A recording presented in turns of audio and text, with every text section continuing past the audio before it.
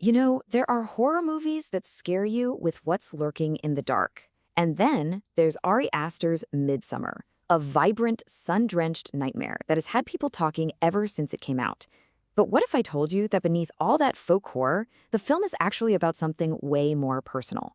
Well, in this explainer, we're going to peel back the layers of this unsettling masterpiece. And look, right from the get-go, the director himself gives us the biggest clue. He said he saw a way of marrying the breakup movie with the folk horror genre. A breakup movie. So while you're watching a terrifying cult and all these shocking rituals, Astor's core idea was about a relationship ending. This one quote just reframes everything, doesn't it? Suddenly, this isn't just a story about a weird Swedish cult. It's a deeply personal, almost operatic look at a really bad breakup.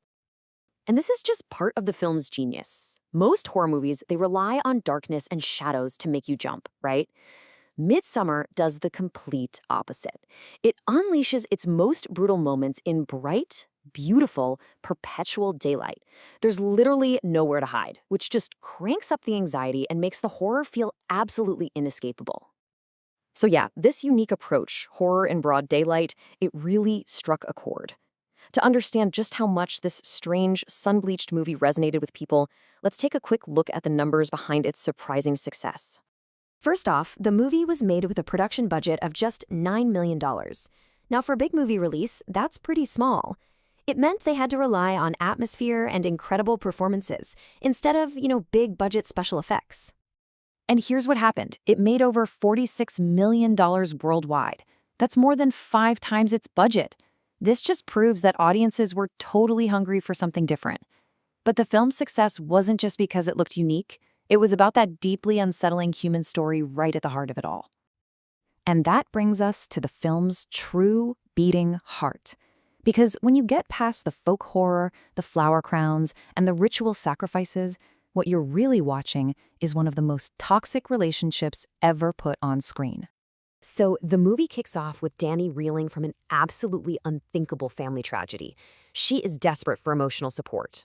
But her boyfriend, Christian, he's completely checked out. He was already looking for a way to end things before all this happened. And there it is, the central conflict. Her deep need for connection versus his deep desire for distance. It's actually fascinating how the Horga commune's actions just perfectly mirror the dynamics of Dani and Christian's relationship.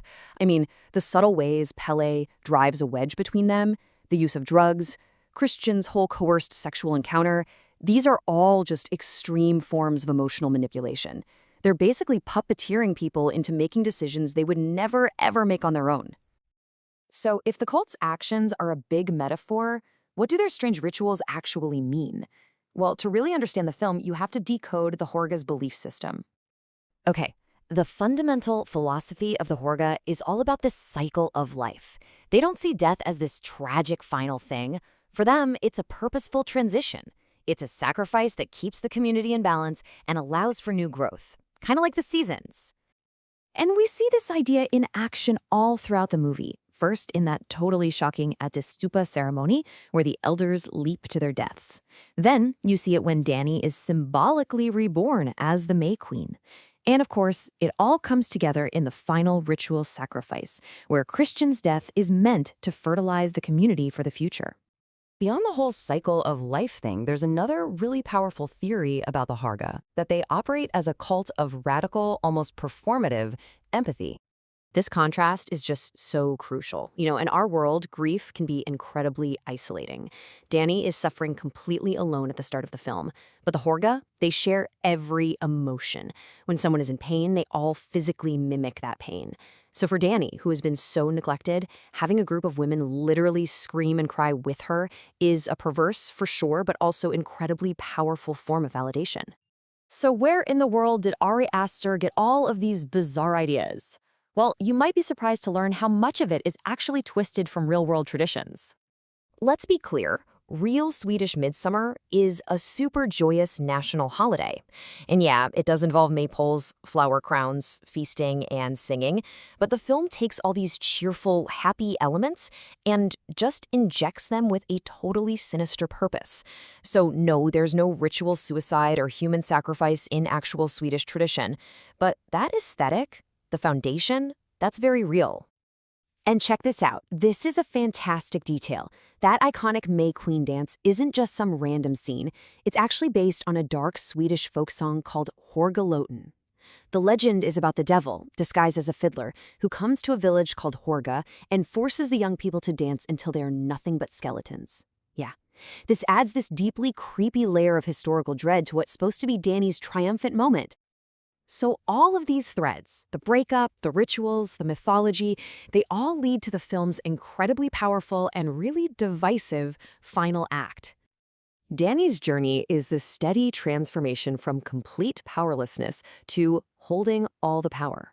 She starts out defined by her trauma and her dependency on Christian, but the Horga's rituals, they systematically give her agency, first as a participant and then as the May Queen, which grants her real authority. So her final choice to sacrifice Christian, it isn't just an act of revenge, it's the absolute culmination of this dark rebirth. And this is the question the film just leaves hanging there for all of us. Has Danny found her voice and freed herself from a toxic relationship in some twisted act of empowerment? Or has she simply traded one prison for another, becoming brainwashed and trapped inside a dangerous cult? The movie absolutely refuses to give you an easy answer. In the end, Danny, who lost her biological family, finds a new one, a family that sees her, that validates her, and shares her pain. But that sense of belonging comes at the highest possible cost.